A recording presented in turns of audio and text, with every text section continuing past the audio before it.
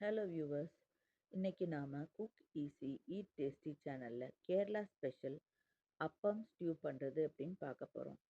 ஷர்ம்லின் ஒரு வியூவர் என்னிட்ட இதை பண்ணி காமிங்கன்னு கேட்டிருந்தாங்க.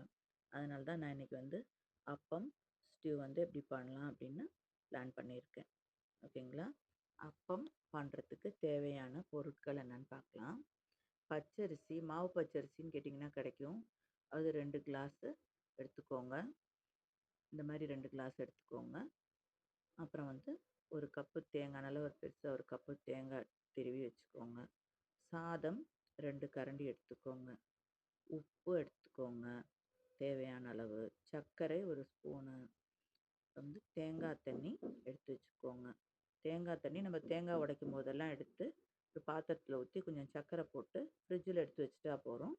நம்ம இந்த மாதிரி மாவு அரைக்கும் போது தண்ணிக்கு பதிலாக தேங்காய் தண்ணி ஊற்றியே அரைச்சிக்கலாம். அதுக்கு தான் இந்த மாதிரி தேங்காய் தண்ணியை எடுத்து வச்சுக்கிறது. இப்போ நம்ம இப்படி பச்சரிசி ஊற வைக்க போகிறோம்.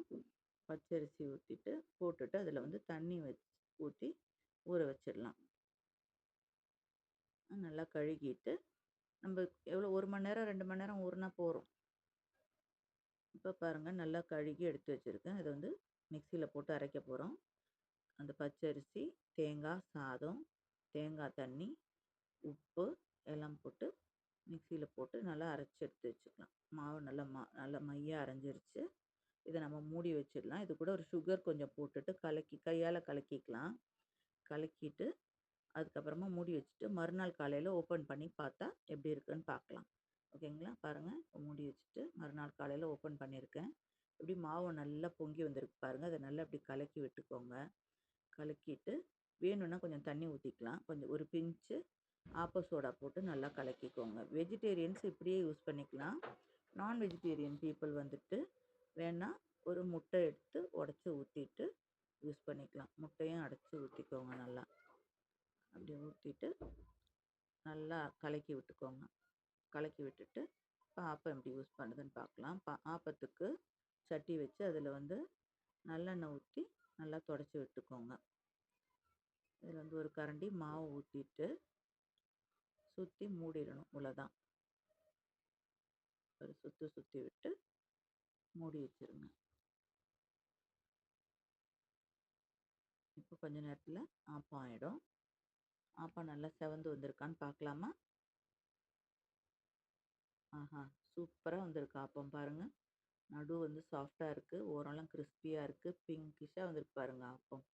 இதுதான் சொல்கிறது, இந்த முட்டை ஊற்றுனதெல்லாம் அந்த கலரு. இப்போ நம்ம ஒரு பூ ஆப்பம் பண்ணலாம்.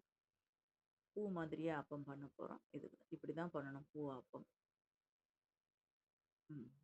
இதை மூடி வச்சிட்டிங்கன்னா 2 நிமிஷத்தில் ஆகிடும். பாருங்கள், அப்பம் பூ மாதிரி வந்திருக்கும். பூ பார்க்கவும் பூ மாதிரி இருக்கும், தொட்டால் பூ மாதிரி சாஃப்டாகவும் இருக்கும். அவ்வளோ சாஃப்டாக இருக்கும் பாருங்கள். சூப்பராக இருக்கும் ஆப்பம். ஓகேங்களா? நம்ம இப்போ ஆப்பம் முடிச்சிட்டோம். அடுத்தது இப்போது ஸ்டியூவுக்கு தேவையான பொருட்கள் பார்க்கலாம். ஸ்டியூவுக்கு என்னென்ன பொருட்கள் வேணும்னு பார்த்துட்டிங்கன்னா, உருளைக்கிழங்கு இந்த மாதிரி வெட்டி வச்சுக்கணும். அதை வேக வச்சுட்டு தோலை உரித்து கட் பண்ணி வச்சுக்கோங்க. இந்த பெரிய வெங்காயம் 1 மெல்லிசாக ஸ்லைஸ் பண்ணி வச்சுக்கோங்க. பச்சை மிளகா 3, இஞ்சி ஜூலியன்ஸாக கட் பண்ணி, ஜூலியன்ஸ்னால் மெல்லிசாக கட் பண்ணுறது. உருளைக்கிழங்கு இந்த மாதிரி தோலை உரித்து கட் பண்ணி வச்சுக்கோங்க. கறிவேப்பிலை, நான் எப்போவுமே பால் தேங்காய் பால் நான் ரெடிமேடாக வாங்கிடுவேன். டாபர் ஹோம்மேட் கோகோனட் மில்க்கு அது. அப்புறம் தேங்காய் எண்ணெய், பெப்பரு, உப்பு, இவ்வளோதாங்க. இது இருந்துச்சுன்னா நம்ம ஈஸியாக பண்ணிடலாம்.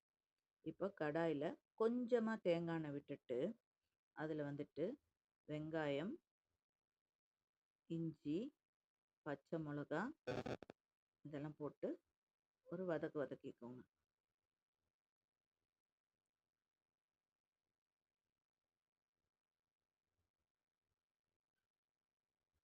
வதக்கிட்டு அது கூட இந்த உருளைக்கிழங்கையும் போட்டுக்கோங்க. அது வேக வச்ச உருளைக்கிழங்கு தானே, ஸோ அது வேக வச்ச உருளைக்கிழங்கையும் போட்டுட்டு ஈஸியாக இப்போ குழம்பு ஆகிடும். அதுக்கு தான் நம்ம இதில் போட்டு வேக வச்சாலும் ரொம்ப நேரம் ஆகும்.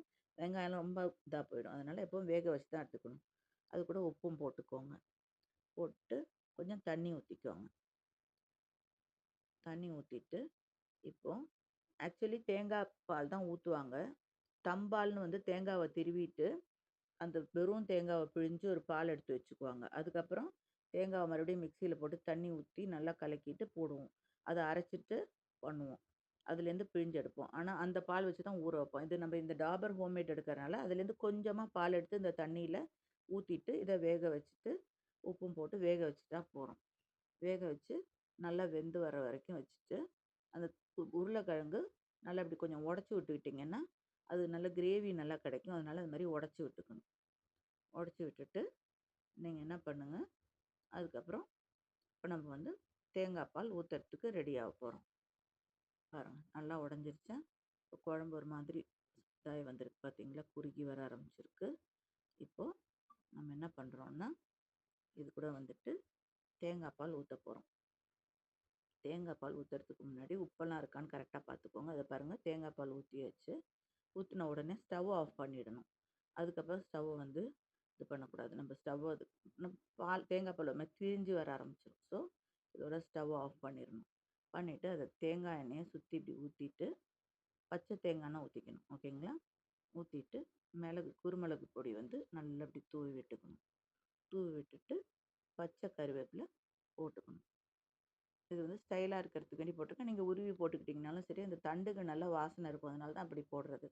போட்டிங்கன்னா டேஸ்டியான ஸ்டியூ ரெடி. இந்த ஸ்டியூவும் ஆப்பமும் தொட்டு சாப்பிட்டிங்கன்னா ரொம்ப டேஸ்டியாக இருக்கும். இதை டேஸ்ட் பண்ணிவிட்டு எல்லோரும் லைக் பண்ணுங்கள், சப்ஸ்கிரைப் பண்ணுங்கள். எனக்கு